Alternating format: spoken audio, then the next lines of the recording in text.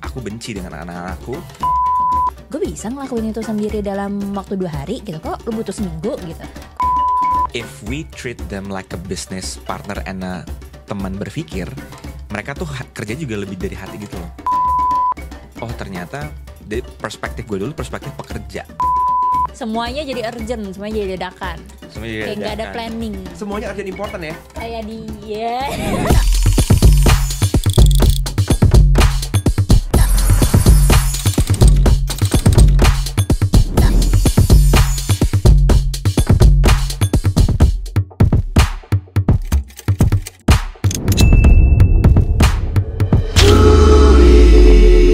Jadi kemarin tuh gue baru bikin konten lagi. Another konten pinggir jurang. Unpopular opinion. Sebenarnya emang konten lo ada yang pernah nggak pinggir jurang? Kalau nggak pinggir jurang emang gak laku sih. Ya kan? Jadi Ya butuhnya udah. sesuatu yang emang unpopular gitu kan. Oke. Kan gue ngebahas ya soal sekarang kan lagi banyak badai PHK nih, ya kan. Terus gue bilang orang banyak komplain soal lapangan pekerjaannya tuh nggak ada. Kalau menurut gue lapangan pekerjaannya ada, itu kan banyak orang di layoff ya. Gitu.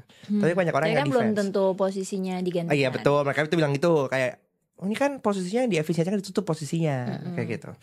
Terus ada yang bilang kayak iya akhirnya kan jadi banyak orang yang kerjanya jadi awalnya kerja satu tapi kebanyakan karena posisinya banyak yang tutup jadi dia mesti numpuk menanggung beban kerja orang lain ya kan. Which kalau menurut gua orang-orang yang di retain berarti kan orang-orang yang bagus nih. Probably yang contribute-nya tinggi gitu kan sehingga mereka dijagain gitu. Apakah otomatis secara orang-orang yang bagus ini bisa menjadi people manager nantinya? Enggak lagi. Gue tetap merasa nggak semua orang bisa jadi leaders. Ya. Gue tetap ada di posisi nggak semua orang bisa jadi leaders. Secara langsung paling nggak ya. Yang by insting gitu tuh itu susah. Bahkan gue di tim orang yang people person pun kayak kalau kita ngomongin DISC ya, lo kan masih ada I-nya. Gue I-nya 0 ya. Belum tentu orang yang I-nya tinggi bahkan bisa jadi good leader menurut gue. Robot tapi gimana sih? Tanpa empati, Jadi hari ini kita ditemani Mogul ya sebagai snack kita hari ini dan biar kita suruh mikir tapi sambil makan sambil ya. makan, Karena mikir biasanya lapar. Dan ditemani sama teman kita juga. Betul. Yang dia udah mengalami banyak banget proses memimpin gak cuma orang lokal gitu. Karena belakangan ini kan kita banyak bahas tentang gimana sih berhubungan dengan orang-orang yang bukan Indonesia banget gitu ya. Jadi Andrew ini udah punya banyak pengalaman dan itu yang mau kita bahas hari ini. Welcome Andrew. Thank you. Halo, selamat Thank you datang very di much. Kuli.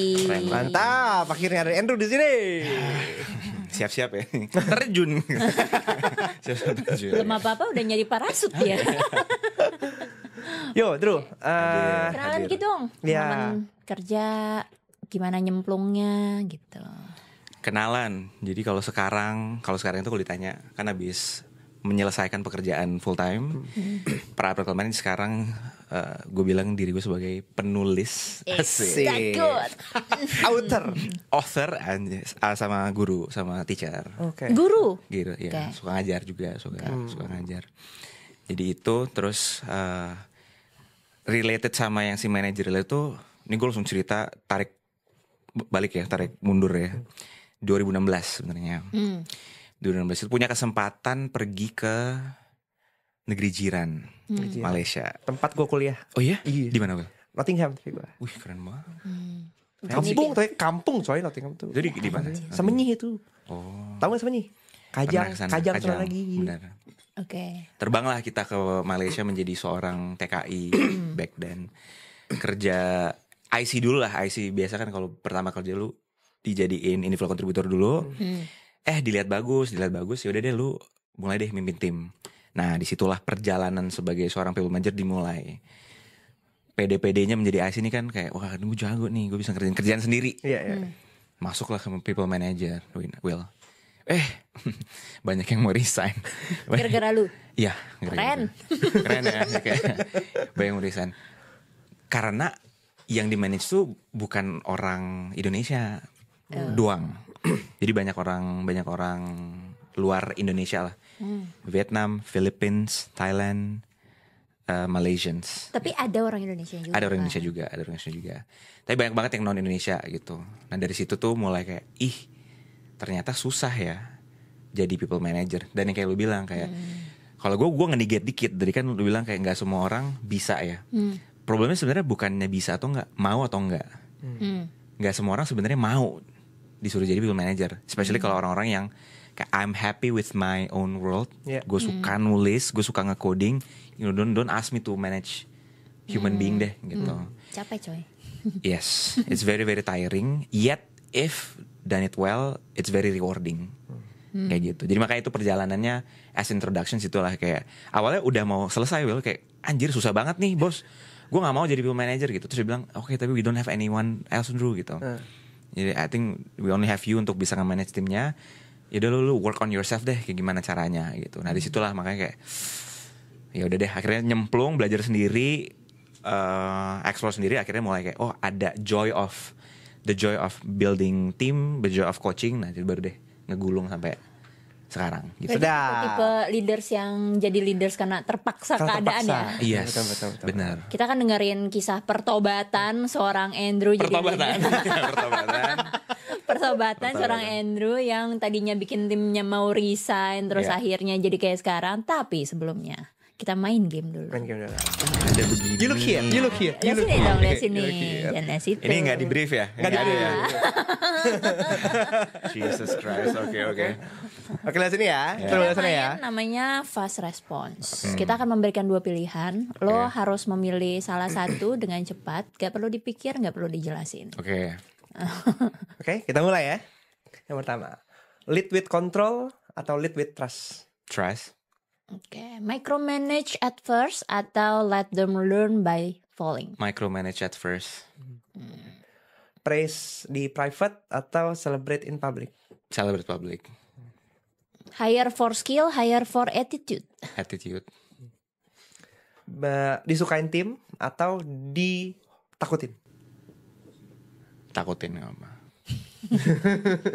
Tim rebel tapi pintar atau tim nurut tapi blow on?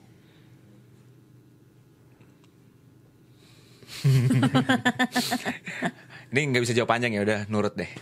Oh, nurut tapi blow on. Oke. Udah, gampang Udah. kan? Udah. Oke. Tapi karena nggak bisa elaborate jadi udah nggak apa.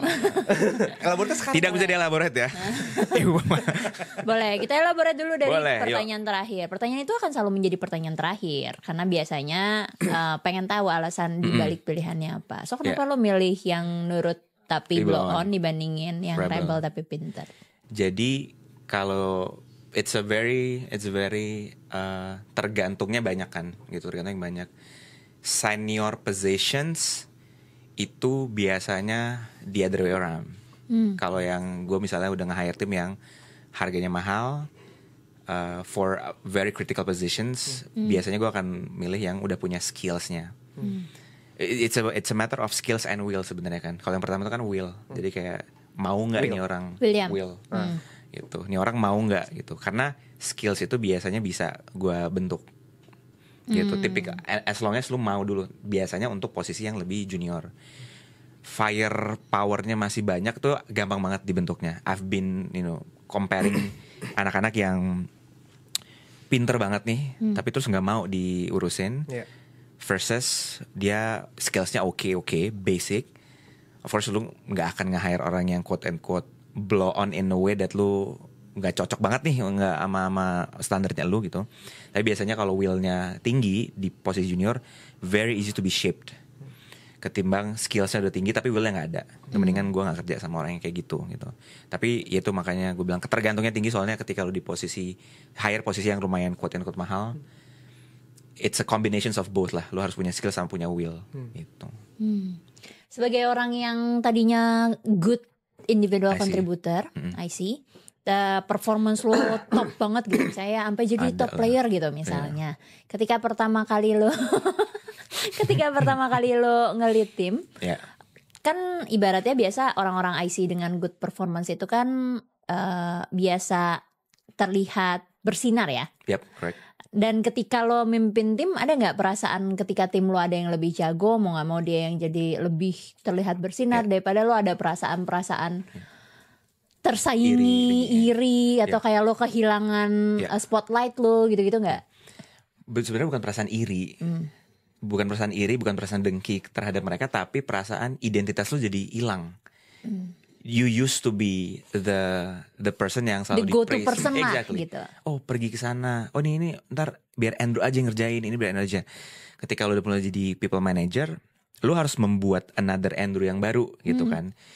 Sebenarnya yang gue percaya adalah orang tuh bukannya mau jadi jahat dan mereka secara sadar kayak gue nggak mau anak gue jadi lebih pintar. Problemnya adalah identitas gue yang dulu kok hilang ya. Gue mau mencari itu lagi. Itu leads to a behavior yang orang rasanya kayak wah dia bosnya nggak percaya nih sama anak-anaknya. Padahal bukan itu. Padahal kayak identitas gue sekarang apa ya?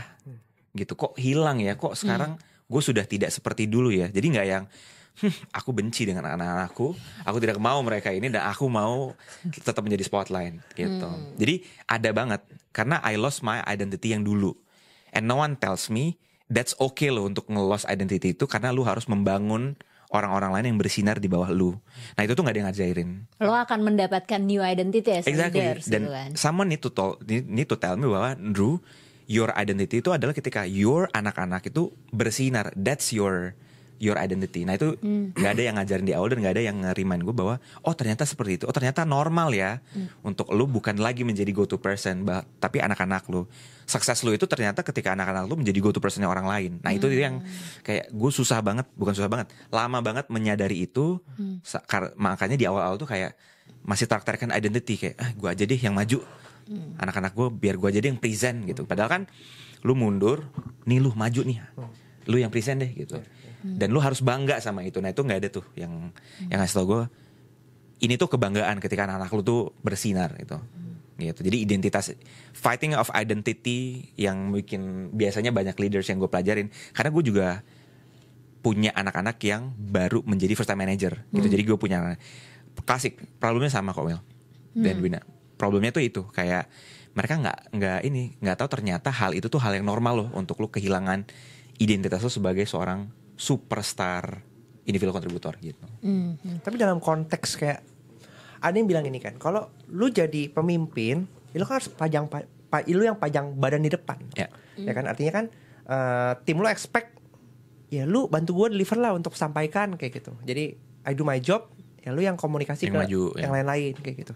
Gimana cara ngebalancingnya antara dua hal itu? Ya, jadi biasanya itu selalu ngelihat ini kita konteksnya gimana nih. Misalnya nih ya, kalau seandainya case-case-nya itu very very high stake, as in if something is wrong, then business is going bad, crash, ada financial stake lah di situ. Then di case-case gitu ya, we know who's gonna be the best person yang bisa deliver dan make sure itu going well ya, bisa jadi tuh si leadernya. Jadi ya kita pasang badan gitu kan. Tapi kalau hal-hal which is majority of the time that's not the case. Majority of the time tuh it's not the end of the world if shit happens gitu. Which is kalau seandainya ada kesalahan nggak apa-apa juga, it's a learnings.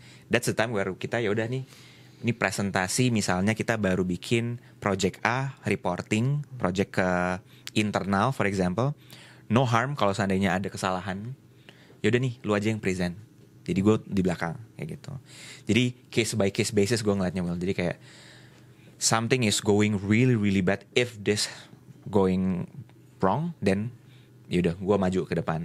Tapi kalau enggak, yang kayak gue bilang majority of the time itu enggak kayak gitu kok. Gitu. Unless you are presenting to an investors. Kalau lu salah present, salah ngomong dan nggak jadi nih duit to the table, dan that's the situasi yang lu mau terjun langsung lah gitu.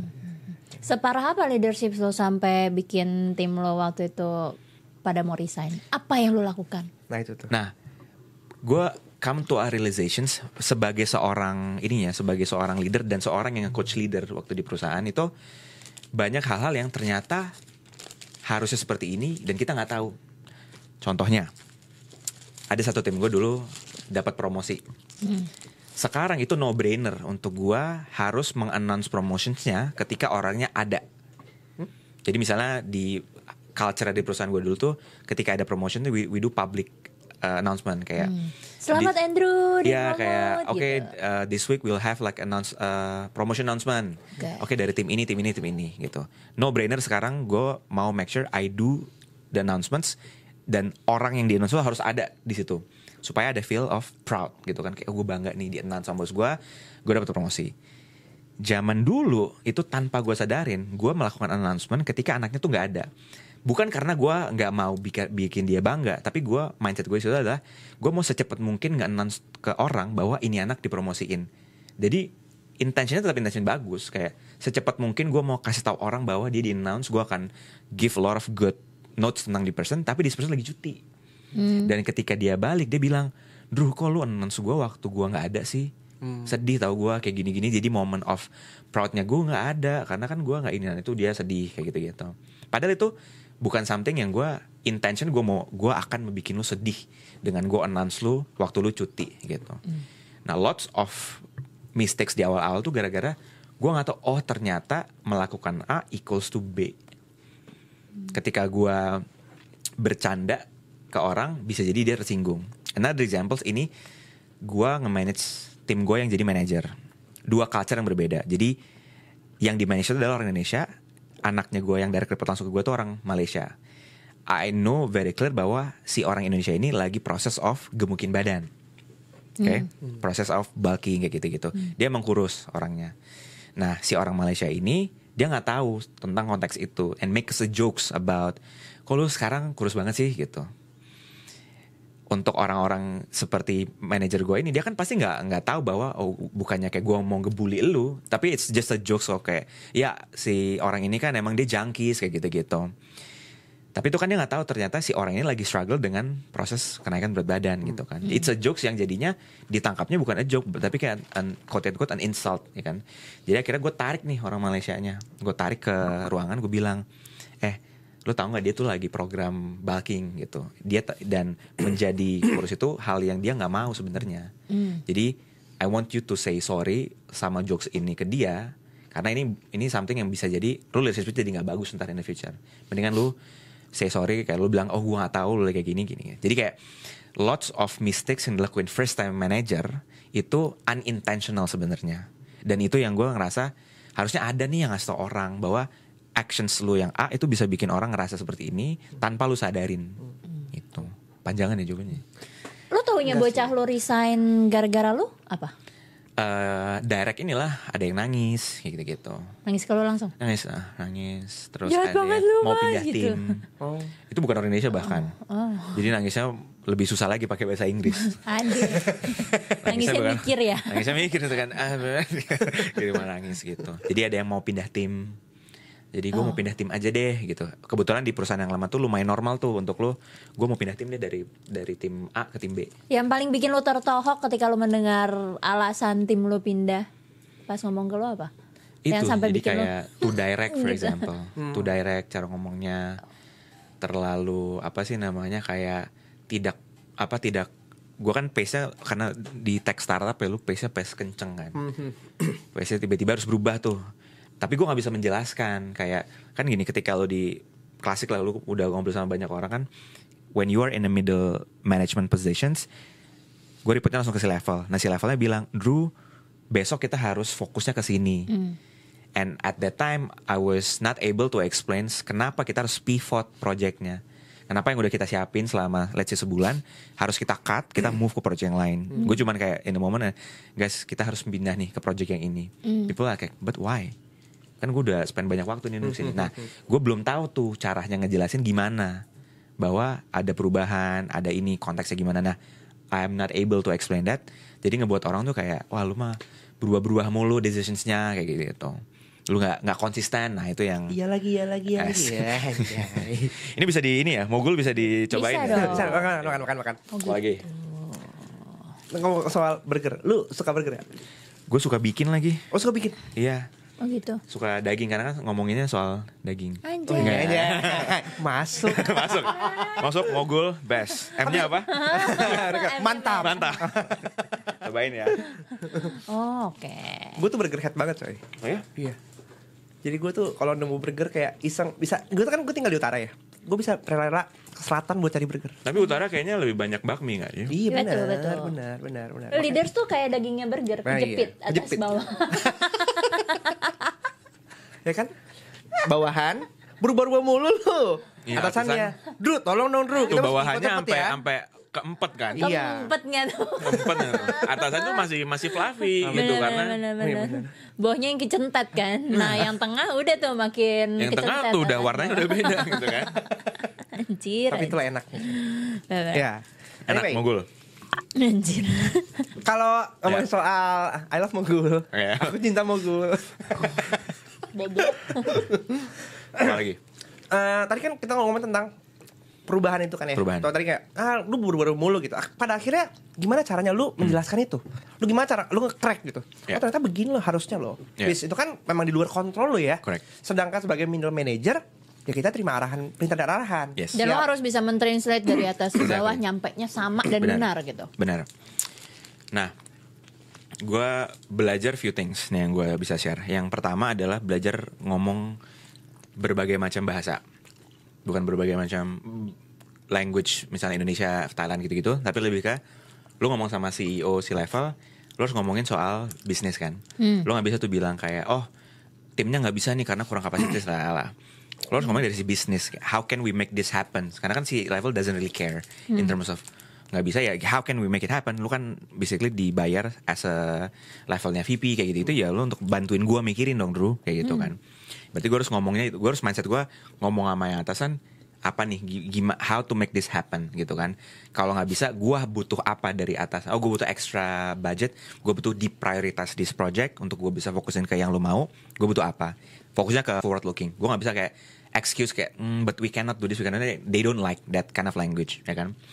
Kebawahan, they need to understand kenapa berubah. For example, they need to have an understanding of the context. Karena biasanya orang-orang di bawah tuh nggak ngerti. Oh ternyata kalau kita ngerjain project ini, cash flow kita bisa lebih panjang, let's say selama setahun.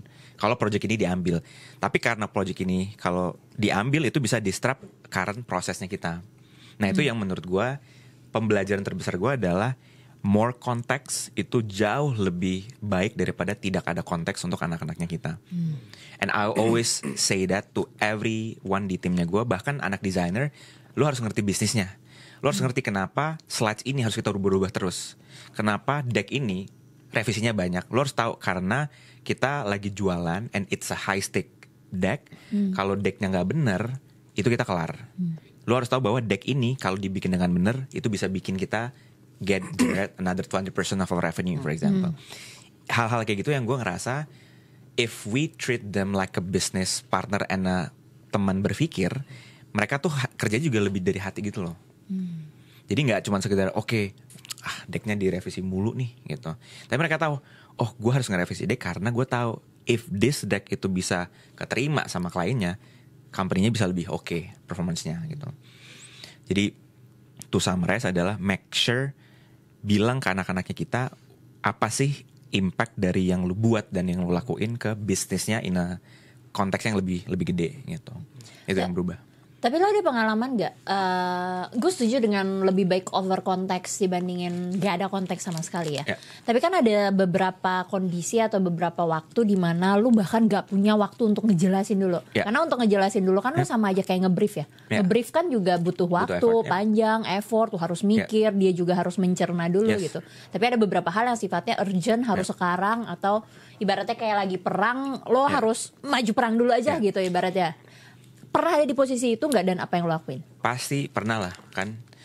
Tapi what you can do adalah just tell what exactly you mentioned. Guys, this is very urgent.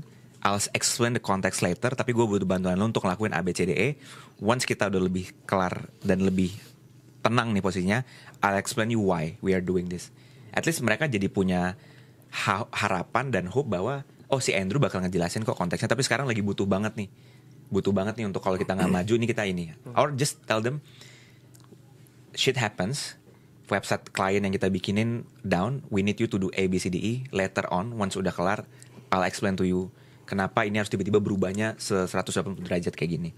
Jadi it doesn't take you know 5 minutes to send that text message.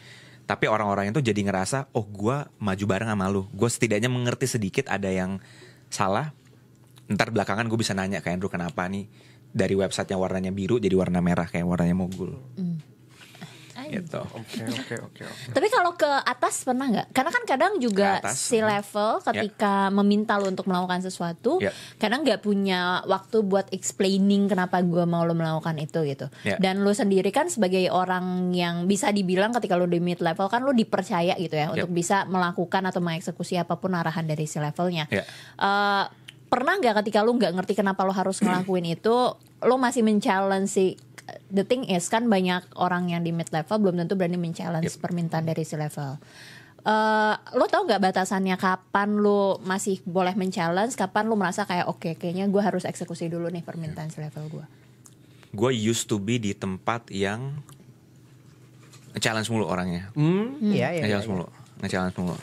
Especially di Malaysia tuh, kayak gue idealistic banget. Jadi kayak, lu sebagai leader lu harus ngejelasin konteks. Gue hardcore kesana tuh, kayak lu harus ngejelasin konteks. Nggak bisa kalau nggak ada konteks susah. Akhirnya gue konflik sama si levelnya. Ya udah kita pisah tuh. Jadi dari situ gue belajar. Oh ternyata dari perspektif gue dulu perspektif pekerja, yang selalu ngedemand lu harus sebagai leader lu harus kayak gini. Gue punya agama yang lu harus seperti ini gitu. Nah pulang ke Indonesia gue mulai menaruh perspektif gue sebagai business owner. Even though I'm not the business owner that time, tapi gue try to ask myself, if I were in their shoes, what would I need ya dari my team yang gue bayar.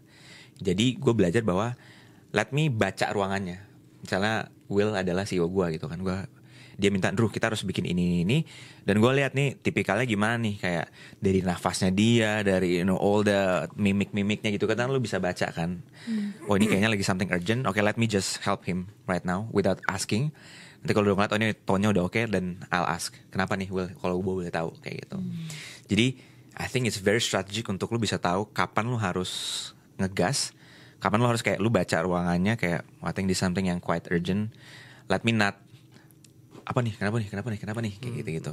Gue used to be kayak gitu. Booking terus. Ya kayak. Kenapa? Tapi kan kalau kita ngelakuin itu nanti bla bla bla bla gitu. Gak bisa kayak gitu dong, gak masuk akal permintaannya. Ya, pernah gue used to be di posisi gitu, dan sekarang gue belajar untuk kayaknya I want to be person yang bisa ngebantuin someone yang quote and quote ya, that time kan foundernya berarti kan dia yang ngebayar gue kan. Jadi kayak gue gak mau jadi kayak challenger doang, harus bisa jadi helper dong buat dia gitu. Emang susah, jadi kan kadang-kadang kayak you are membaca, tapi when you are at a certain position harusnya lu bisa membaca kan, kayak walaupun lu gak full tapi at least lu understand, oh project ini tiba-tiba kayaknya gak ada kabar, okay, I assume it's like a fail, so it's a close loss, tidak kita gak bisa menangin. Oh dia mau rubah ini, so mungkin ini.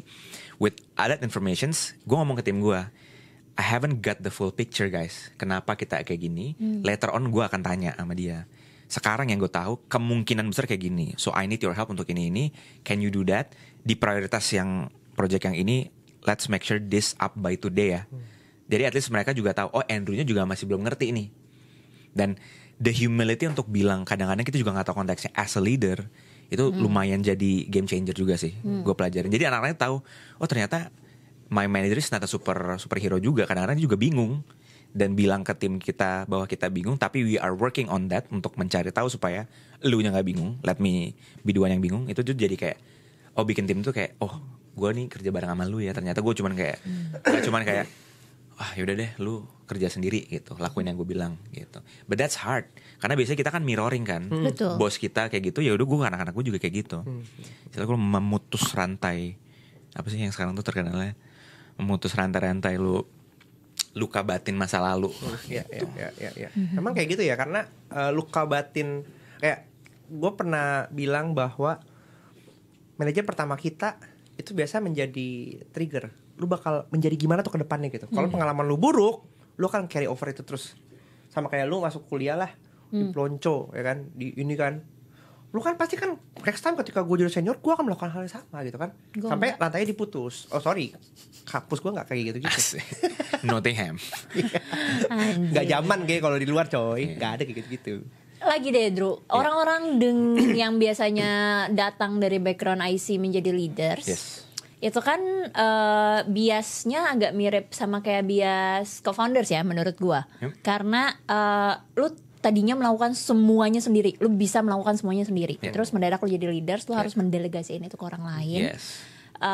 Jadi banyak tuh gimana caranya mereka bisa mengeksekusi sama dengan standar lo, gimana caranya mereka bisa melakukan sama seperti lo lakukan. Ketika mereka melakukan tidak sama waktunya misalnya yang dibutuhkan gak sama dengan lo, akan ada bias-bias kayak gue bisa ngelakuin itu sendiri dalam waktu 2 hari gitu, kok lo butuh seminggu gitu. Gue bisa ngelakuin itu sendiri dari A sampai Z, kok lo cuma bisa sampai D gitu. Bias-bias itu ketika lo dari IC jadi leaders ada gak? Ada, dan itu hal yang normal. Jadi sebenarnya banyak hal-hal tuh yang sebenarnya normal tapi tidak dinormal sama orang, bahwa itu adalah fase yang lo harus lewatin. Kayak fase anak bayi jalan, lo akan jatuh. Fase seorang IC yang superstar menjadi people manager, pasti akan ada awalnya tuh kayak gue kerjain sendiri aja lagi. Iya. Gue kerjain sendiri aja lagi kayak gitu.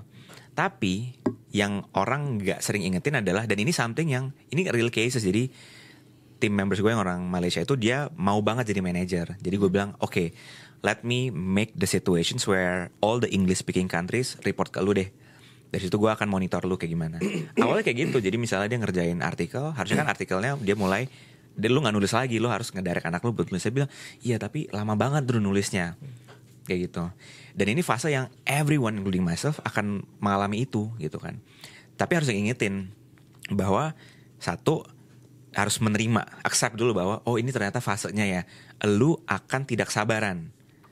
So make sure lu mencolek diri sendiri untuk bilang oke, ini gue lagi mode IC ini nggak bisa gue harus mulai masuk ke mode manajemennya. Jadi solvingnya 2 things, mindsetnya harus dibangun tuh kayak oh I'm now a manager, a people manager, I cannot do all things by myself, karena if I do that all by myself again, tim gue jadi nggak bisa ngapa-ngapain, and I'm not gonna be a good leader in the future gitu. Yang kedua dari sisi technical ya lebih ke ngatur cara komunikasinya ke orangnya. Jadi misalnya gue bilang, kayak lu bilang kan tadi, kayak dulu gue bisa ngerjain ini sehari, anak gue kok bisa ngerjain ini 2 hari ya. Then I need to compare it apple to apple. Oh ternyata gue been in this role for 5 years, this person baru gue hire setahun. Is it fair for me to ask this person untuk work as much as fast as gue ngerjain itu? Atau sebenarnya kayak gue menaruh standar yang terlalu tinggi untuk this person gitu. That's first questions. Questions kedua adalah gue akan nanya, am I giving her or him an enough coaching so that dia bisa kerja secepat gue, or I'm just hoping oh dia harusnya kerja lebih cepat bisa lebih cepat dari gue karena gue aja bisa. Karena kalau gue nggak ngasih apa-apa ke orangnya kan aneh dong. Lo expect gue ini tapi what apa yang lu lakuin ke gue, apa yang lu ajarin ke gue supaya gue bisa ngerjain itu secepat lu, kayak gitu. Jadi itu beberapa trigger questions yang gue tanyain, and lastly adalah apakah yang gue suruh ke dia itu something yang emang strength-nya dia. Karena bisa jadi gue emang suka nulis, jadi lu suruh gue nulis, gue bisa cepat banget nulis. Tapi this person apakah dia jago nulis atau dia jagonya lebih ke doing pitching, distributions, bikin apa konten yang bentuknya audio visuals kayak gitu. Jadi those 3 trigger question yang akan buat gue jadi lebih kayak oh ya ternyata prosesi untuk jadi IC ke people manager itu emang lo harus mendelegasikan gitu.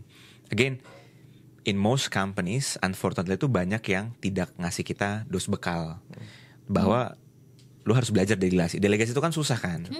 Lo both mindset lo harus dibangun sama technicalnya harus dibangun. Gimana nih cara ngomongnya ya? Gimana cara ngomongnya bahwa misalnya kayak gue bisa kan lo kalau datang ke anak lo bilang gue bikin burger tuh 2 menit juga jadi tuh, kok lu 3 hari sih kayak gitu. Ya lu cara ngomongnya nggak bisa kayak gitu, karena kalau gitu kan orang ngerasa di discourage dong kayak gitu kan. Kayak lu nanyanya misalnya, Drew, dulu waktu gue bikin burger it takes me 2 minutes, here's my step by step, you took 3 days, can you explain to me kenapa bisa take 3 days so I can understand flow lu di mana. Oh ternyata dia motong dulu sapinya instead of ngambil daging yang sudah ready di kulkas gitu kan.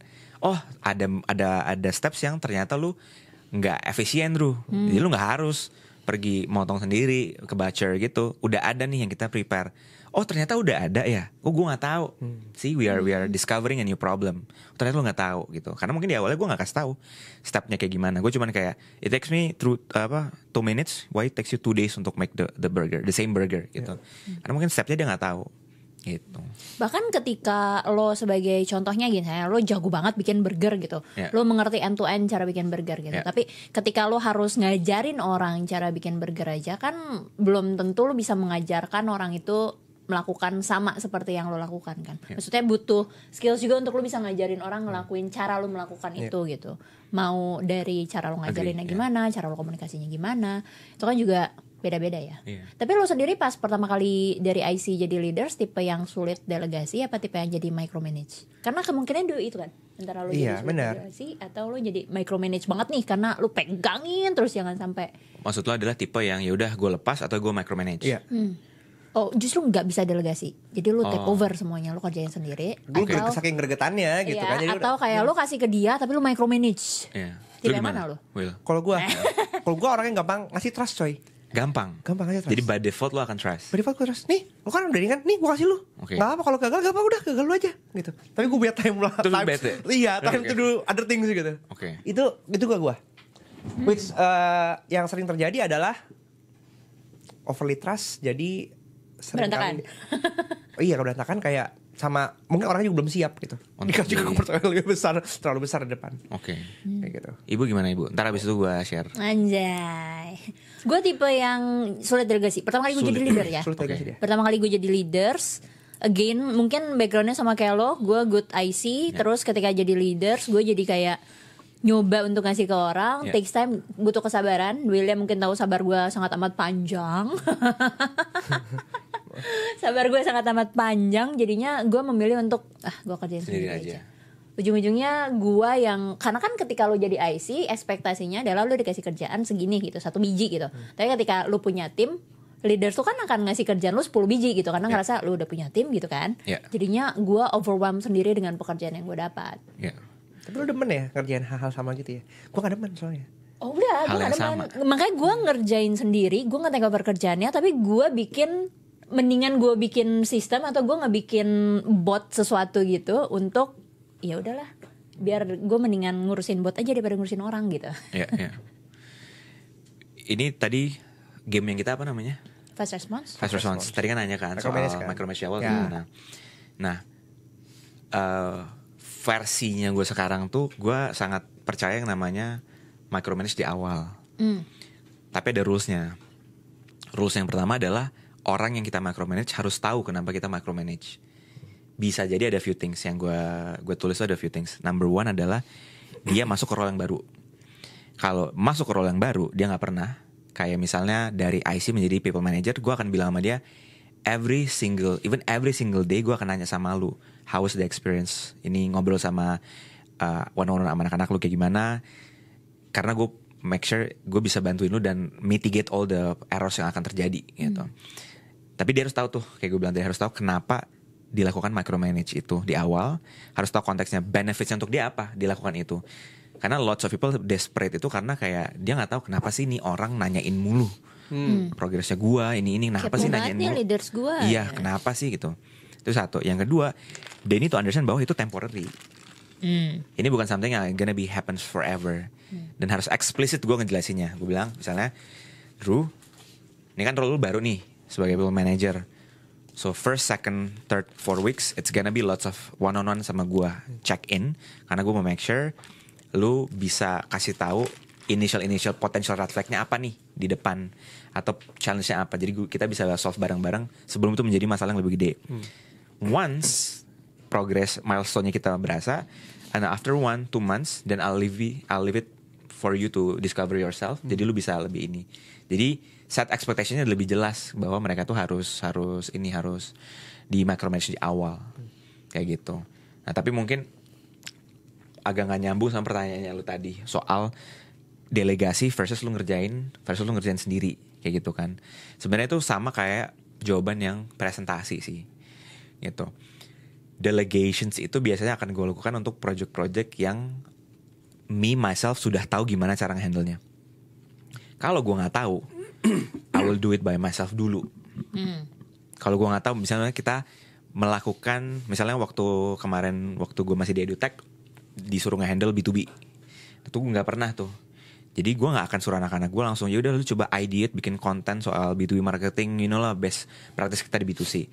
it's a new thing. Jadi gue bilang, let me make the first, second, third content, figuring out dulu modelnya kayak gimana, testing the market, responnya kayak gimana, then after that kalian bantuin gue untuk nge-escalate dan nge-make it even more interesting gitu. Jadi ini project yang baru gue akan kerjain dulu, dan mereka harus tahu kenapa Andrew yang ngerjain, kenapa Andrew yang bikin, padahal kan dulu Andrew gak bikin konten gitu. Mereka harus tahu ini kan project baru nih, jadi lu bikin, gue bikin, kita sama-sama bikin gitu. Once udah ini, then I leave it up to you. Tapi problemnya kan, tapi gimana kalau anaknya itu nanti kerjanya makin lama? Then you see lah apakah it's a problem of will or skill. Kadang-kadang kan kalau problemnya will, that's a very hard to fix. Karena udah gak mau kerja anaknya. Susah gue nih. Will. Emang Will nyusahin sih. Gitu ya. Gitu. Oh, bener juga.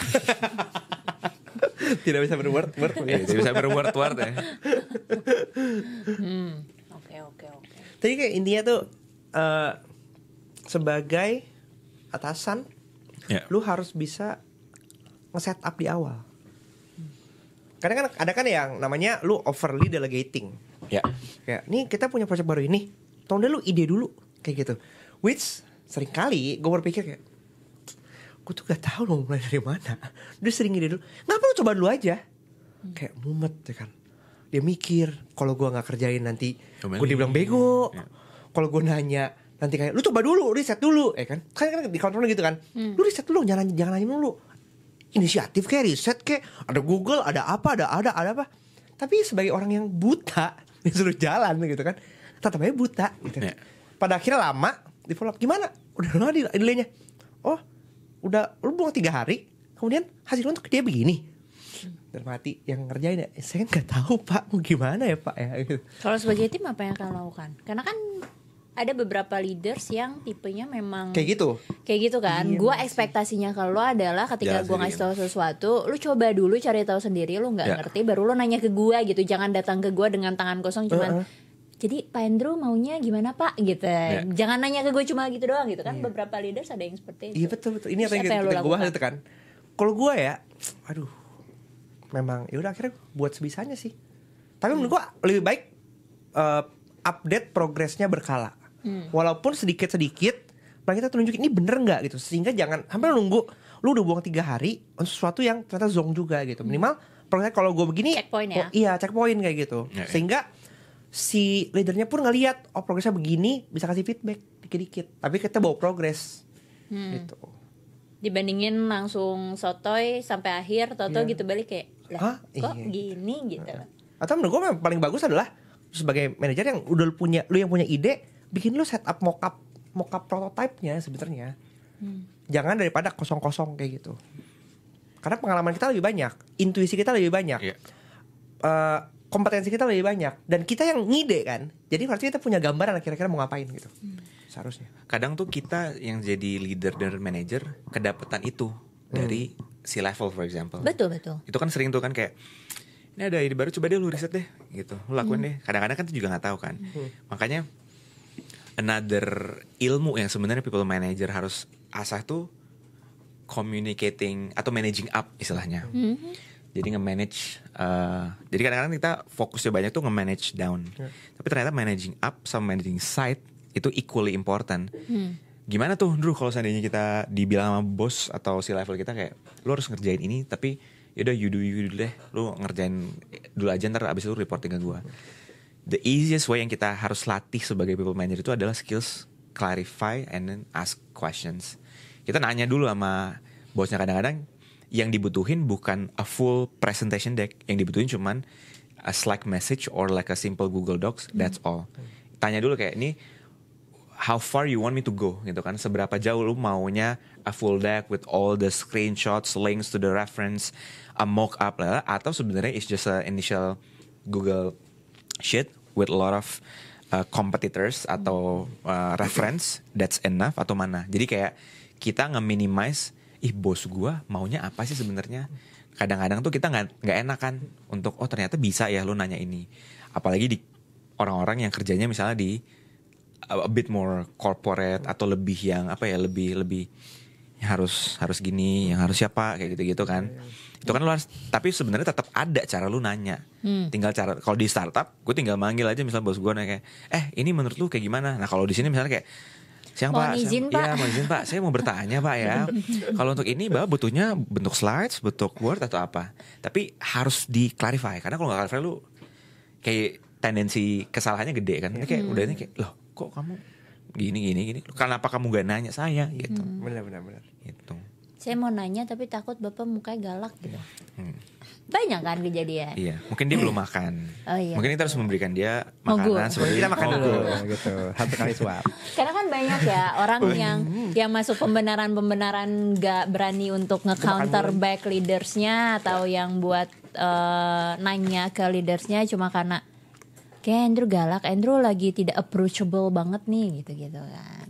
Jadi sebenarnya poinnya adalah lu bisa untuk nanya ke leaders lu, tapi balik ke yang tadi Andrew bilang mungkin ya, lu juga harus read the situations, read the room lah. Kira-kira bos lo kalau lo tanya responnya bakal kayak apa nih, situasinya lagi possible apa enggak untuk ditanya, kondisinya lagi kayak gimana. Cara nanyanya kan juga jadi penting ya. Kalau misalnya gue nanya dengan kayak gimana sih Pak mau lo, kamu saya ingin mau yang mana sih Pak gitu. Juga gitu. Tergantung kan. kalau bos lo emang bos lengean ya lu bisa. Iya. Ya bos lo yang kayak, apalagi kalau problemnya itu kita berasal dari perusahaan yang misalnya startup gitu kan yang biasanya no barrier tuh. Iya. Move deh lu ke government, ke enterprise. Nah, itu kan lu bahasanya harus berubah kan. Penting banget itu untuk kita selalu aware sebagai people manager or yang udah lebih senior adalah lu harus tahu bahasa ruangannya tuh kayak gimana. Ya. Easiest way adalah lu tanya aja sama teman-teman lu yang mungkin di industri itu. Lu kalau mau ngasih masukan tipikal ke banking tuh lu langsung bisa ngomong atau lu harus pakai email. Punten Kang. Iya. Iya. Atau kayak gimana gitu kan. Iya betul. Intinya adalah disesuaikan sama lu lagi di mana. Iya. Dan lu punya tim atau leadersnya yang seperti apa. Company culture-nya gimana? Iya. Betul. Ngomong sama tim bawah kan juga sama ya. Lu harus menyesuaikan. Lu ngomong bener. misalnya gue sama William tim lu gitu. Lu ngomong ke gue sama ngomong ke William kan akan beda Iya. cara lu menyampaikannya gitu kan. Correct. Sama yang kayak gue bilang tadi soal waktu di Malaysia kan itu orangnya beda-beda kan William. Ada dari beda culture. Fun fact-nya adalah kalau gue ngomong sama orang Vietnam, lo harus straight, harus tegas, harus lu mau apa lo kasih tahu gue. Lu ini salah, kasih tahu gue lu ini salah. Ngomong sama orang Thailand, that's a different game. Karena lu harus kayak pelan, harus jelasin. Nih Andrew, ini tuh ada yang salah. Jadi next time kita harus gini-gini ya. Vietnam gitu nggak masuk. Jadi patternnya waktu back in Malaysia, which is it's not probably the norm, tapi biasanya kalau orang Vietnam punya manajer orang Thailand punya manajer orang Vietnam itu biasanya agak susah. Karena Vietnam tuh Das gitu ya. very direct banget. Thailand harus di Komunis. benar kan? Iya dong. Sistem. Konsepnya gitu kan sebenarnya. Iya, harus direct gitu. Sedangkan kalau Thailand kan konsepnya kerajaan. Jadi harus sawadikap ya kan. Oke, kita masuk ke Leaders React. Jadi ini Komen. komen netizen Oh gitu. yang kita pengen tahu compile dan kita lihat pandangan lu gimana. Maksudnya jadi sekarang ini sekarang galakan karyawan dari para leadernya. Ini gue sebel sih. Kayak orang Indonesia tuh kalau nulis tuh kayak leader kayak Liar. Iya kan? Karyawan sekarang banyak cari muka. Gimana menurut lu tentang cari muka? Karyawan sekarang banyak cari muka. Karyawan lebih galak daripada leader sekarang. Bener nggak, Andrew? Sama especially yang generational ini ya, banyak yang bilang ini current lebih generations frontal, lebih ini. betul. Tapi zaman gua dulu awal-awal as a millennial itu digituin juga kok. Kayak millennial tuh rebel, tahu sopan. kayak gitu-gitu. Nah, kalau seandainya dibilang karyawan sekarang lebih galak daripada leader, there must be something yang wrong di at least di team level ya, bukan di perusahaan lah, tim levelnya dulu. It's either the leader not able to establish the kayak a respect between each other, or hiring prosesnya salah aja. Gitu. It doesn't mean that you have to nunduk-nunduk sama ini, tapi you need to respect, leader respect ke anaknya respect ke leadernya. Jadi ketika ada ini, berarti the question is not salahnya anaknya, berarti ya salah kitanya nih sebagai seorang leader. Are we doing the right way to onboard this person? Karena kalau dari awal onboarding udah benar, dan kalau kita tahu dari awal nih orang gak respectful, ya kita gak akan hire. So if kalau ada orang yang datang ke gue, ya ini dulu tim gue pemalas, gue akan tanya, lu cara hire-nya kayak gimana? Oh ternyata yang hire bukan dia cuma dapet nih tim HR-nya yang nih gitu. Do you do any coaching onboarding? Enggak lagi. So it's very easy to blame. Oh ini anak-anaknya males gitu. Kan banyak yang bilang misalnya, oh ini apa milenial zaman dulu atau Gen Z itu cepet banget keluar apa pindah-pindah tempat. Based on my experience, average apa sih namanya retention time ya? Itu tuh 3 to 4 years. Benar. Even anak-anak turnover rate-nya tuh very low di timnya gue. Itu mereka even yang anak-anak Gen Z itu they can stay up to 3 years for their first company. It's not a short period of time kan untuk mereka bertahan. Even more than 2 years. Ada satu orang yang seumuran sama gue, dia bilang, I have a rule to be in a company not more than 2 years, but di sini gue udah almost 4 years katanya. Jadi sebenarnya I don't think it's generational issues. Every generation have the problem. Tapi problemnya adalah kayak are we doing the right way untuk nge-onboard mereka ke timnya. Dan proses gue waktu onboarding itu lumayan panjang, Will. Ini gue bisa bagiin ya? Boleh.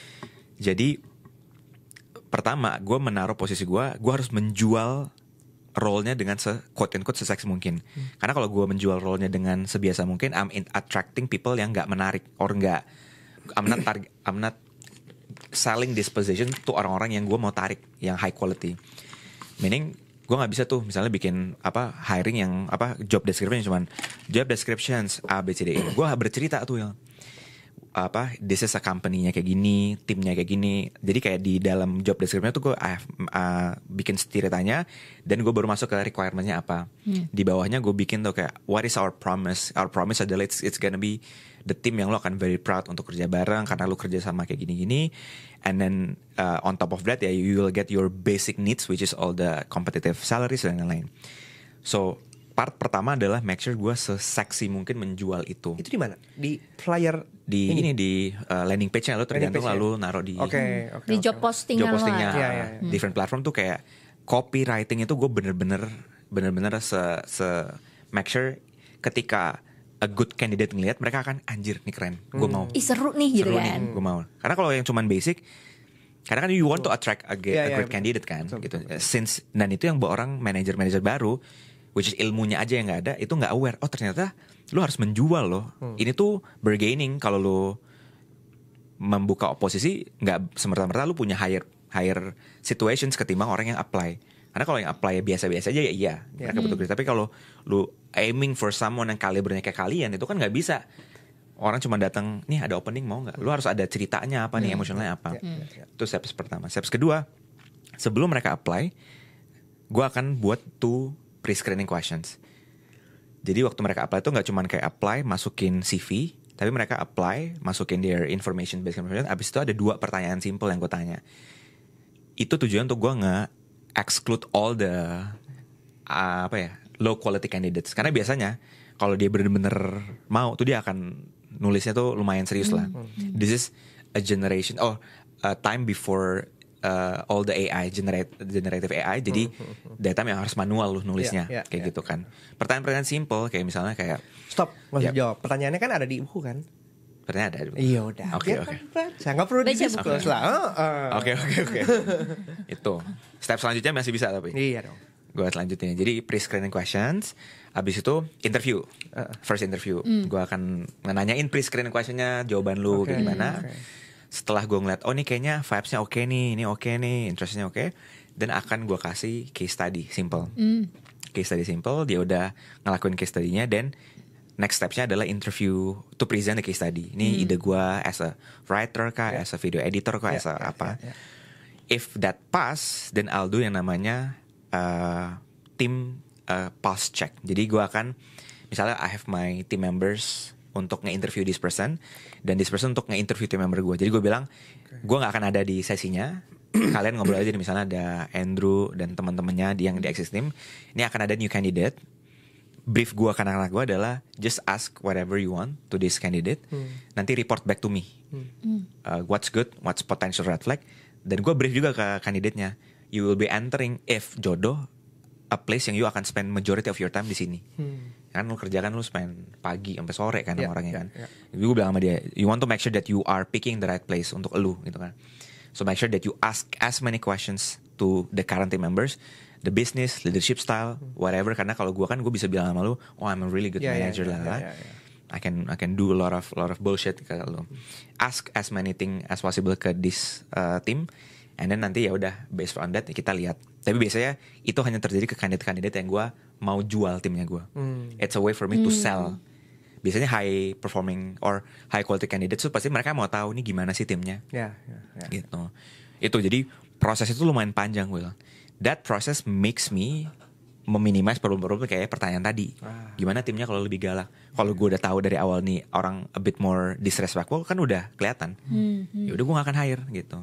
Problemnya itu kayak, tapi masalahnya orang nggak tahu. Oh ternyata bisa sepanjang itu ya prosesnya. Atau ada yang bilang, kok ribet banget sih untuk nge-hire doang. Gitu. Tapi berapa lama Drew membuang waktu itu Drew? Prosesnya? Iya. Biasanya the whole process of hiring itu ini sampai lu dapat candidates, which is lu interview banyak, interview banyak orang tuh biasanya 1 to 2 months sih. Oke. Karena kan gini kan, kalau gua tuh dulu waktu masuk corporation ya, itu di Astra waktu gua, itu staging, HR, user, head, GM divisi, direktur di situ, dan direktur panjang tuh kan, itu pun takes time ya kan.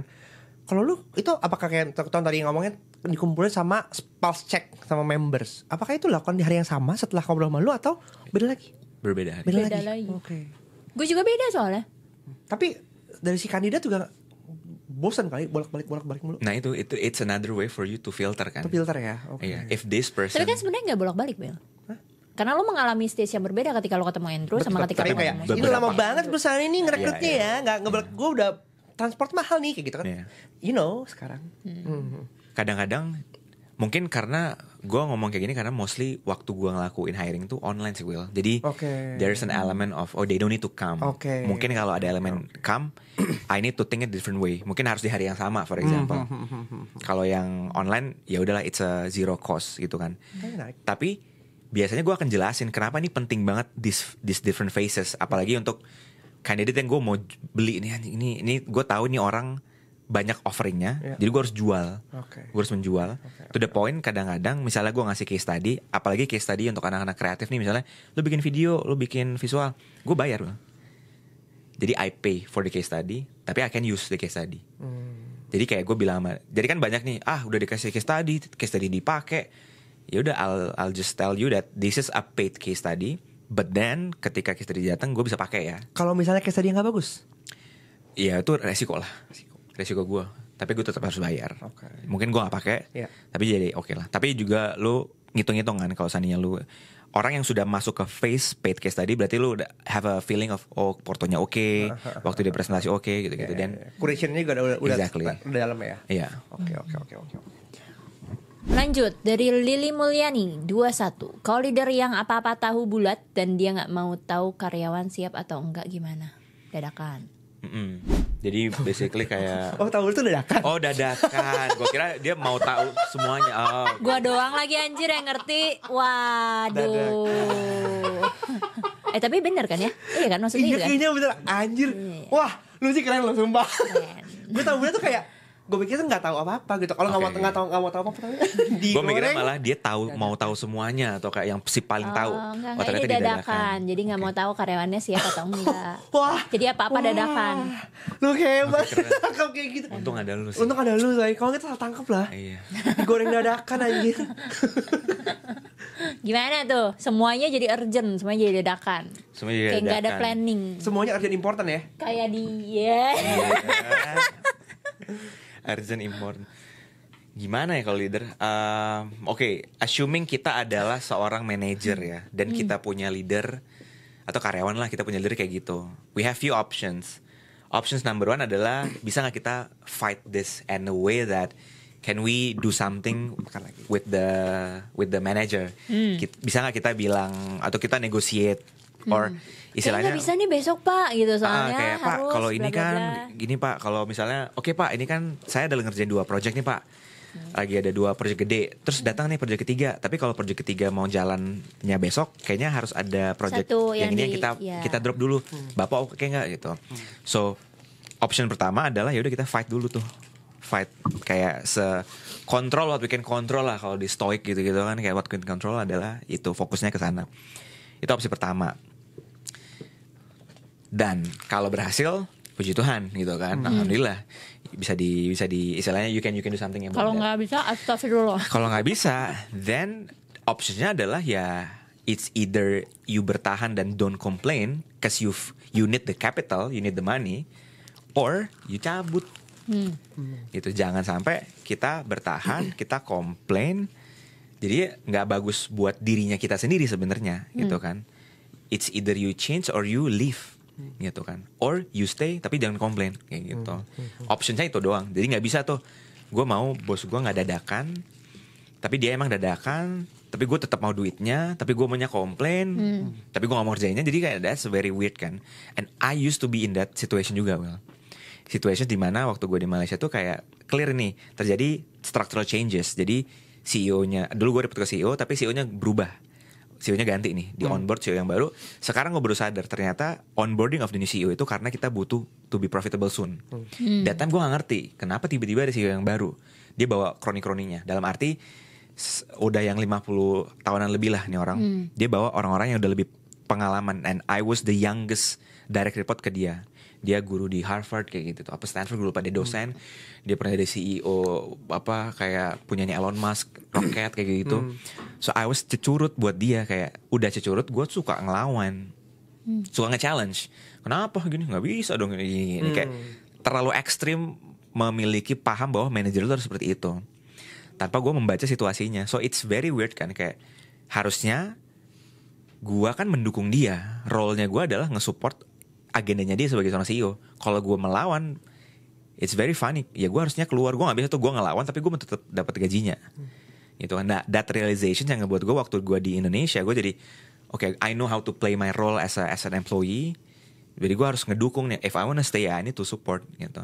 If gue gak setuju tapi gue butuh duitnya, then yaudah gue diem aja deh, telan aja gue gitu.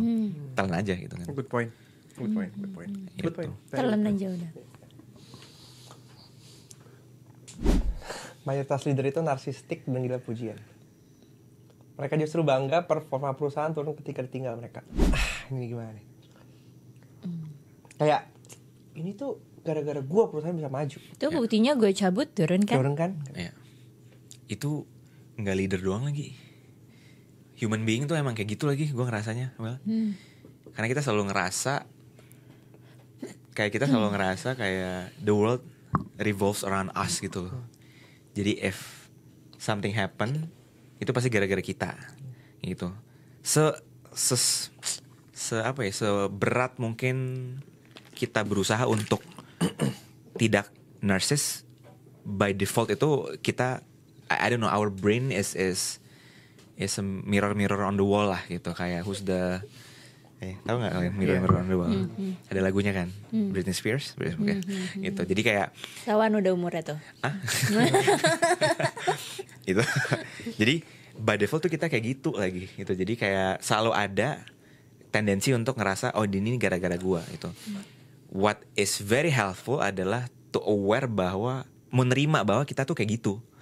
And then to wake up call-nya lebih cepat aja, kayak kayaknya gue lagi ngerasa ini gara-gara gue lagi gitu. Dan mungkin ini gak gara-gara gue nih gitu. Jadi it's not a term yang gue ngerasa kayak tidak kok nggak gini atau emang iya. Jadi by default whatever the role, anything deh. Jadi lu kalau nonton basket, nonton bola, lu akan ngeliat orang-orang yang superstar, dia akan ngerasa kayak this team survive because of me gitu. Coach kayak gitu-gitu kan. Kalau gue nge-coach ini kelar nih timnya. And it's a pattern that happens everywhere. Lu misalnya lu punya bisnis, even yang bisnis apa dulu, punya bisnis tahu bulat. Ini kalau bukan gua yang goreng, nggak sebulat ini nih tahunya gitu. Jadi any positions, any role, we always have a tendency of telling that kita paling keren kok, kayak gitu. It's okay to have that, tapi it's very important to have a wake up call. Lu gimana caranya lu bisa kayak gak lagi gini lagi, udah deh jangan gitu. Atau you have a safety kayak safe words kayak gitu kan. Lagi narsis nih gue nih gitu. Tetap ada jatuh-jatuhnya mah, tapi kayak nggak only to leaders kok. Jadi human being. Iya, dan kayaknya itu juga nggak cuma hal yang positif ya. Maksud gue, ketika sesuatu buruk terjadi juga tendensinya human beings adalah untuk mencari someone or something to blame juga gitu kan. Mau itu lo nyalahin diri sendiri, mau lo nyalahin leaders lo, mau lo nyalahin pasangan lo, mau lo nyalahin pemerintah, lo akan selalu kayaknya ada Bapak Will ada apa dengan pemerintah? Kan pemerintah banyak gitu kan. Dan ujung-ujungnya lo selalu mencari someone or something to blame. Dan itu juga happen ketika sesuatu yang baik terjadi. Lo mau mencari someone or something to be proud of. Dan kebanyakan adalah ketika sesuatu yang positif terjadi, lo maunya diri sendiri gitu. Yang gara-gara gue nih gitu. Jarang banget gara-gara William deh aku jadi gini gitu. Jarang banget kan. Dan itu karena that's the easiest thing to do kan. Kayak salah ya, bukan gue lagi nih. Ini tiba-tiba kameranya ini bukan gue lagi. Tiba-tiba kita ada miss something, enggak deh bukan gue deh gitu. Karena survivability mode-nya kita langsung, benar. brain-nya kita langsung kayak gimana nih caranya jangan biar attentions jangan ke gue gitu. Atau lagi bagus ya attention on me dong. Tadi itu gue ngomong pemerintah tuh karena gini, realitanya sekarang banyak orang kan tadi lu bilang kan keadaan, sesuatu yang bukan dalam kontrol kita. Paling gampang pemerintah lah, lapangan kerja yang nggak ada, semua segala macam gitu. Kemarin tuh gue baca satu posting di Washington Post, keren bacanya. Enggak, itu muncul di Instagram. Dibilang katanya hampir semua leader sekarang kan encouraging untuk menggunakan AI dalam proses kerja. Tapi realitanya nggak semuanya on board. Kayak gitu. Nah, menurut lu gimana soal treatment bekerja dengan AI kayak gitu? Ini gue baca buku bagus banget, Phil, yang nulis Psychology of Money si Morgan Housel. Dia judul buku barunya adalah Same as Ever. Oh, dia punya buku baru? Buku baru bagus banget. Dia bilang kayak gini, every single technology or kejadian-kejadian besar itu akan terus-terusan berubah. You have all the dulu muncullah si awal-awal kamera itu siapa, Kodak for example. Betul. And then after that muncul kamera digital. Abis itu teknologi misalnya dulu wartel, tahu wartel kalian? Nggak tahu? Wartel? Yang buat makan itu? Bukan. Bisa. Wartel. Abis itu muncullah smartphones. Telepon umum dulu. Telepon umum dulu yang pakai koin. Iya, sama kartu yang di jalan tuh banyak. Iya. Kelihatan umur. Iya. Tit nih. Nah, narasi di bukunya dia bilang kayak gini. Every single technology trends itu bakal terus-terusan berubah. Even kayak ada krisis ekonomi, ada COVID, ada nih. What stays the same itu adalah reaksi human. Reaksi human itu akan selalu sama. Back to your point, Will, soal AI. Kan ada dua kubu ya. Kubu supporter ada sama kubu-kubu orang yang pessimistic, optimis sama pesimis. Itu akan terjadi di every single evolutions of technology or trends di manusia. Zaman dulu misalnya kayak itulah contohnya yang gue tadi bilang, Kodak. Kenapa Kodak tahu kan kalian ya kamera? Kenapa Kodak itu mati? Karena ketika digital image muncul, mereka bilang no one will make an image digitally. They will always have a physical image. Then they are not involving the business or the product into digital. Kalah deh sama other technology yang ini. BlackBerry for example, dia bilang we need to tactile, harus ada yang dipencet. Mana mau orang mencet screen kalau pakai smartphone. Muncullah Steve Jobs dengan iPhone-nya, kelar BlackBerry. Sama nih kayak sekarang gitu kan, with the whole technology of AI. Itu tuh juga sama. Jadi orang-orang yang sekarang tuh kita di masa-masa yang menarik. Karena kalau kita tahu orang-orang tua kita zaman dulu tuh juga bilang gitu, koran ya pasti harus dibaca lah, harus dipegang. Mana ada digital. Bau-bau korannya gak ada. Iya, kayak harus dipegang, kayak dilempar-lempar gitu kan, yang buat tiba-tiba mukul. Iya gitu kan di lampu merah kayak koran-koran gitu. Sekarang juga sama, kita di masa-masa transisi bahwa ada new technology nih sekarang yang namanya artificial intelligence gitu kan. It's either we choose to be an optimist or a pessimist. Biasanya, bukan selalu. Biasanya optimis itu selalu punya the edge untuk lebih quote and quote lebih keren. Karena ya we are moving dengan dengan speed yang sekarang lagi improve. Jadi kita nggak kayak ngedeny gitu. Jadi kita kalau zaman dulu ngelihat, kenapa sih papa mama nggak mau pakai sosmed? Look at you now. Lu nggak mau pakai AI karena lu ngerasa exactly your mindset is like your parents dulu. Lucu gak sih itu, kayak it's a funny thing kan gitu. Jadi kalau pertanyaan Will, apakah I'm a supporter? I'm a huge believer, Will. I'm a huge believer bahwa you need to use AI to help you in a different ways. Yeah. Jadi it's not just to generate things, but to help you to think. Yeah. Jadi misalnya nih, kan kemarin untuk this podcast udah dikasih pertanyaan kan. I have my first draft of answers dulu gitu. Abis itu gue akan nanya ke si Cloud, GPT or DeepSeek in terms of jawabannya gue. Jadi gue akan, kan gue nulis buku kan. Jadi this digital book gue upload dulu as the brain-nya gitu kan. Gue bilang, learn, lu paham gak tentang this buku apa? Oke, paham. Now ini ada podcast, ada pertanyaan. Here's my first draft answers. Anything that I miss from the answers yang mungkin lu bisa ambil dari bukunya, it becomes my personal assistant kan. Quote and quote yang I can use it for free lah ya. Gue bayar internet dan lain-lain, tapi it's a relatively cheap lah for me to pay. Itu jadi gue bantuin mikir gitu. Or performance review gitu kan. Biasanya dulu gue nulis sendiri, proofread sendiri. Next gue nulis, terus gue lihat, oke, ini ada yang miss gak ya kira-kira? Is there any recency bias yang gue alamin, atau it covers all the 6 months gue kerja sama nih orang untuk gue bisa nulis performance review-nya dia. Any typos, ini. It's like that. Jadi the creativity of human being use AI itu yang sekarang tuh jadi challenge-nya gitu. Kok seberapa kreatif sih lu make itu?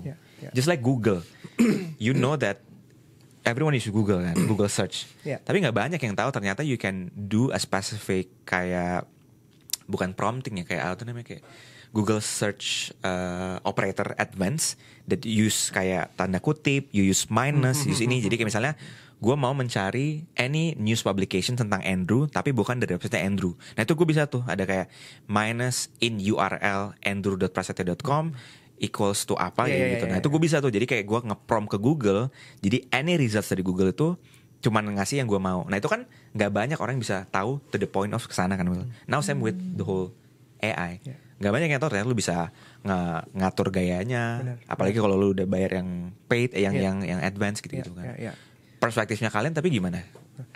Kok gue dulu gitu orang yang gue jarang banget pakai gitu. Even teman-teman semua udah pakai gitu kan, yang GPT Plus mereka ngobrol sama gue, kayak jarang pakai gue. Entah gue emang malas ngobrol sama AI atau menurut gue enggak, gue udah tahu kok gitu. Ada rasa kayak gitu. Tapi kalau sekarang gue rasa kayak use case-nya setelah gue kebuka gitu ya, use case-nya tuh banyak sekali. Even lu kayak gue nggak bisa ini, gue minta AI jadi coach gue. Dia ngasih tahu gue mesti ngapa-ngapain, gue dapat banyak info, banyak insight dari dia yang bisa gue pakai lagi. Kayak gitu. Even riset sekarang pakai itu. Wah, ketika memang gini, problemnya lah belum banyak orang yang tahu AI itu use case-nya bisa apa aja. Sehingga mereka ngerasa kayak prompt-nya sekedar lu nanya gitu. Gue nggak tahu kayak ini apa. Iya, betul. Padahal ketika kita memanfaatkan use case-nya, dia bisa ngapain aja. Wah, itu keren banget sih. Makanya sekarang gue lagi nge-push dan gue sendiri pun lagi banyak menggunakan kayak gitu. Terutama untuk coaching ya. Kayak gitu. Sama kayak contoh, teman-teman gak paham mau jadi first time manager nih, gak tahu gimana caranya gue jadi first time manager. Simple. Minta pasang tulis role-nya, lu adalah first time manager gitu.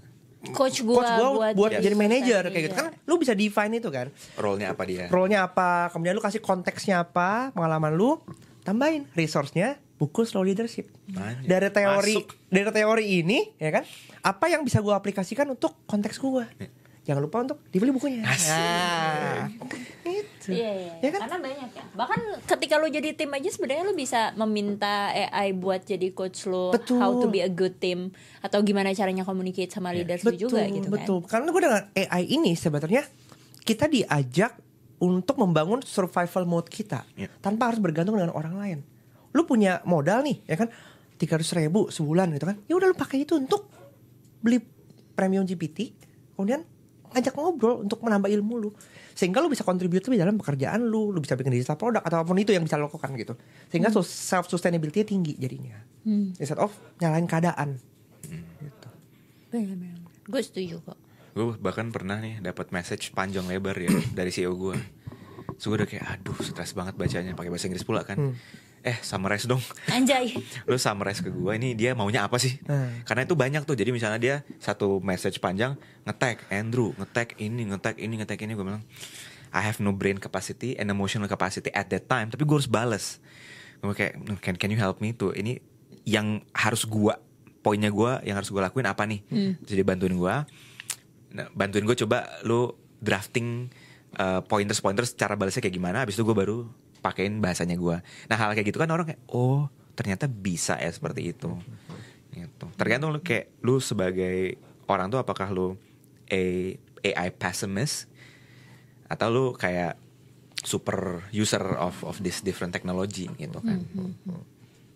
Ujung-ujungnya akan ke-disrupt juga sama teknologi mau gimana pun gitu. Kayak dari dulu kan juga udah proven ya. Banyak teknologi baru yang jadinya baru masuk, dan yang tadi yang lo bilang memilih untuk tidak adapt, jadinya ya dia yang tergerus sama conditions. Kayak juga menurut gua akan sama kayak other teknologi. Be very aware aja sama what happened in the past. Karena jadi kayak misal orang-orang kan sering memprediksi sesuatu. Tapi most predictions itu bisa salah. Tapi what happened in the past kemungkinan besar berulangnya ada. Betul. Pandemic berulang, economic downturn berulang, new technology disruptive berulang. Jadi the easiest way adalah to look at in the past. Apakah ini tuh pernah terjadi in the past ya? Oh pernah. Apa yang tren yang terjadi dulu? Oh ada yang pesimis, ada yang optimis. Which path yang kita mau nih? Apakah kita mau jadi optimis atau pesimis? Karena kayak ya mendingan jadi optimis lah. Jadi gue bisa nge-leverage the whole benefits of that gitu kan. Ingat aja kita tuh bukan whales, kita bukan yang punya dunia, kita cuman curut-curut yang ngikut. Ketika ada trennya terjadi, pilihan kita kalau kita mau ikut wave-nya, probably kita akan selamat dibandingkan kita ngelawan arus. Bisa aja selamat lawan arus, cuma effortnya beneran harus luar biasa aja. Mesti mati sih menurut gue ya. Oke Drew, hadir. Menurut gue banyak banget insight-insight yang itu lu udah spill dari apa yang lu tulis di buku Slow Leadership ya kan. Boleh gak kasih closing statement untuk merap up semua obrolan kita hari ini? Oke, buat buat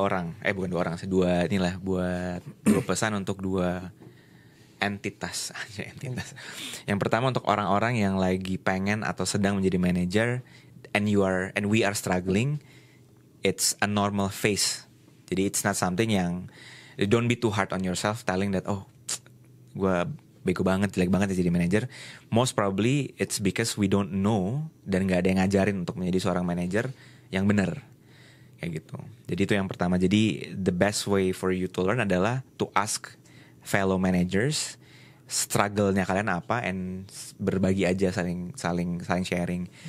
And another thing adalah untuk banyak-banyak baca. Doesn't need to be buku yang gue tulis sebenarnya, tapi baca itu benar-benar game changer banget dah. Apalagi sebagai people manager ya. Baca itu benar-benar baca itu another way for us untuk nge-train otak untuk bisa fokus ke satu hal at one point. Karena apalagi baca buku ya, gitu, baca buku atau kayak digital or physical book, karena fokus lu ke situ doang. Kalau lu baca dengerin TikTok nanti ada suara lah, ada inilah, ada distraktif untuk lu swipe lah kayak gitu kan. Jadi try to be focus on one thing at a time untuk lu bisa belajar. Itu untuk orang-orang yang sedang berusaha menjadi people manager atau leader. Yang kedua adalah for companies that have coming atau orang-orang yang mau di coaching menjadi seorang leaders, be aware bahwa onboarding itu tuh harus dilakukan juga. Jadi nggak cuma technical roles doang yang dilakukan coaching onboarding. This is a very important area yang untuk lu lakukan proper onboarding. Karena if you do it right, then it's a game changer for you and for your business. Tapi kalau enggak dilakukan dengan benar, then the whole team bisa jadi hancur gara-gara this one person. And doesn't mean that this one person is bad.